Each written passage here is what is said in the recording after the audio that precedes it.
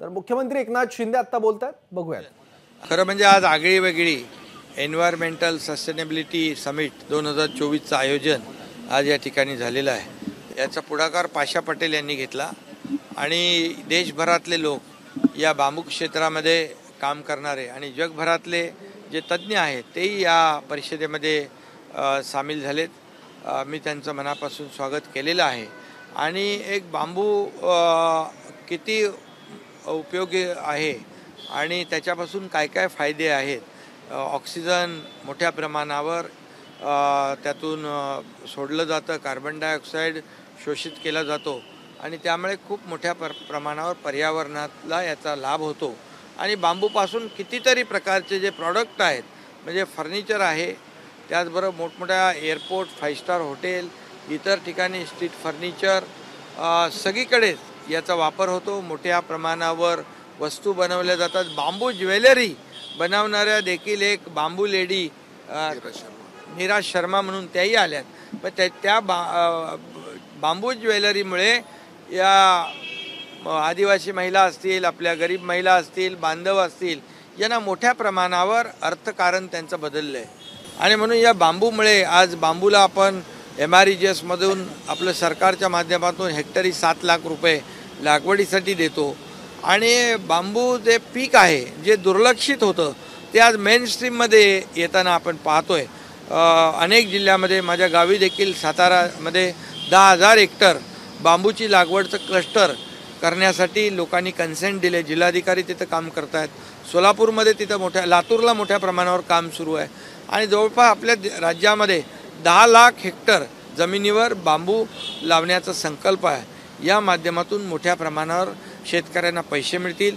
एक cash crop म्हणून आता शेतकरी याच्याकडे पाहू लागलेत आणि एकत्र येऊन समूह क्लस्टरच्या माध्यमातून बांबूची लागवड होईल. बांबूमुळे इथेनॉल देखील तयार होतं, त्याची निर्मिती होते आहे. आणि आसामचे काही लोक आले होते, ते आसाममध्ये बांबूची पहिली रिफायनरी त्या ठिकाणी इथेनॉलची ते बनवत आहेत. हे एक मोठं एक गेम चेंजर आहे हा प्रकल्प आहे. आणि म्हणून आज याला प्रमोट केलेलं आहे, प्राधान्य दिलेलं आहे. आपण मुंबईमध्ये देखील अर्बन फॉरेस्ट जे आपण बनवतो आहे, अर्बन फॉरेस्ट म्हणजे ऑक्सिजन पार्क, याला देखील बांबूच्या माध्यमातून आपण प्रमोट करू. बांबू म्हणजे 12 महिने हिरवेगार ज्याला पानं असतात अशा प्रकारची बांबूची जात आपण इकडे लावली, हायवेला लावली, ज्या ज्या ठिकाणी आपल्याला जागा मिळेल त्या ठिकाणी लावली. तर मोठ्या प्रमाणावर जे आता प्रदूषण जे आहे आपण डीप क्लीन ड्राईव्हने कमी केलं आहे, परंतु बांबू लागवडीमुळे आणखी कमी होईल आणि मुंबई आणि महाराष्ट्र प्रदूषणमुक्त या ठिकाणी व्हायला वेळ लागणार नाही. आणि म्हणून देशातले सर्व सायंटिस्ट इकडे आलेले आहेत. मोदी साहेबांनी देखील या ठिकाणी आपल्या आदरणीय प्रधानमंत्री महोदयांनी हे पर्यावरण पूरक अशा प्रकारचे प्रकल्प करावे अशा त्यांच्या सूचना आहेत. आणि पर्यावरण कमी करण्यासाठी, पोल्युशन कमी करण्यासाठी, पर्यावरणाचा समतोल राखण्यासाठी देखील प्रधानमंत्री महोदयांनी एक महत्त्वाकांक्षी त्यांनी सुरुवात केलेली आहे आणि त्यांची प्रेरणा आहे. आणि म्हणून हे आजचं जे समिट आहे हा फार उपयोगी आहे. याच्यातून खूप मोठ्या प्रमाणावर जे काही क्लायमेट चेंज, ग्लोबल वॉर्मिंग ह्या समस्या ज्या आहेत या समस्या कमी होतील. आपण एक टास्क फोर्स नेमलेला आहे. या टास्क फोर्सच्या माध्यमातून देखील बांबू लागवडीला प्राधान्य कसं देता येईल, त्यांना प्रमोशन कसं करता येईल, त्यांचं क्लस्टर कसं करता येईल, हे सगळं या ठिकाणी आपण करू. त्यामुळे आजच्या समिटला मी शुभेच्छा देतो.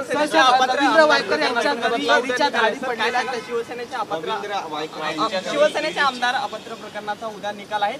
विधानसभा अध्यक्षांनी सुद्धा 2 दिवसापूर्वी तुमची भेट घेतलेली होती. एकंदरच काय नाही, हे त्याच्यामध्ये बिलकुल तथ्य नाही. विरोधकांकडे दुसरा मुद्दा आरोप करण्याशिवाय नाही. आणि या जी काही अध्यक्षांकडे जी हिअरिंग झाली, सुनावणी झाली, त्याचा निकाल होईल.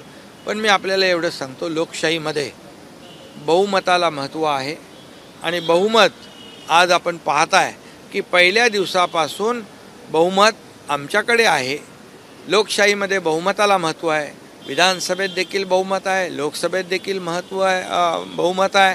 आणि त्याचबरोबर निवडणूक आयोगाने देखील अधिकृत शिवसेना पक्ष म्हणून आणि अधिकृत सिम्बॉल धनुष्यबाण अधिकृतपणे आमच्या पक्षाला दिलेला आहे. त्यामुळे मला वाटतं मेरिटप्रमाणे जो निकाल मेरिटप्रमाणे मिळाला पाहिजे आणि बहुमताला या लोकशाहीमध्ये महत्त्व आहे. आम्ही कुठल्याही प्रकारे जे नियमाप्रमाणे नियम सोडून कुठलंही काम केलेलं नाही. नियमाने हे सरकार स्थापन झालेलं आहे.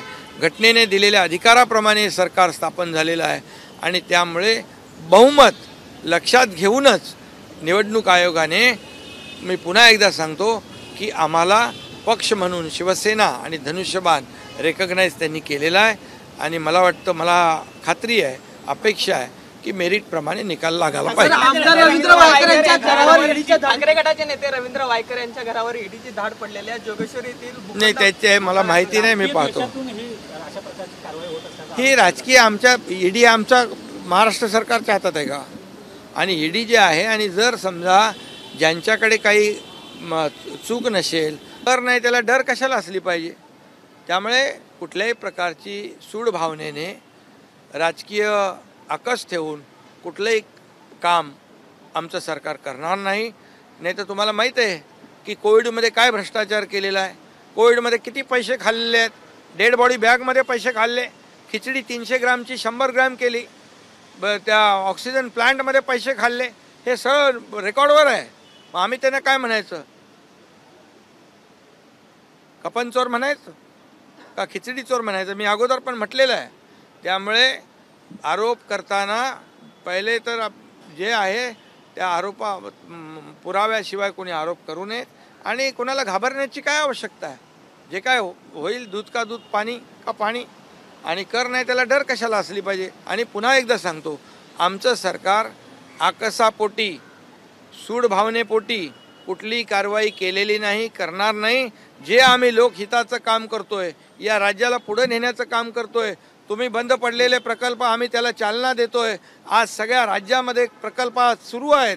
एक एक प्रकल्पाचं उद्घाटन होतं आहे. 12 तारखेला एका महत्त्वाकांक्षी प्रकल्पाचं उद्घाटन होतं आहे.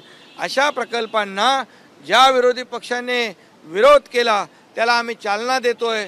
त्यामुळे त्यांना पोटदुखी सुटलेली आहे, त्याचमुळे पोटसूळ उठलेलं आहे आणि त्याचमुळे त्यांच्या पायाखालची वाळू सरकलेली आहे. आणि म्हणून खोटे नाटे आरोप ते करतायत. आम्ही आरोपाला कामाने उत्तर देतोय.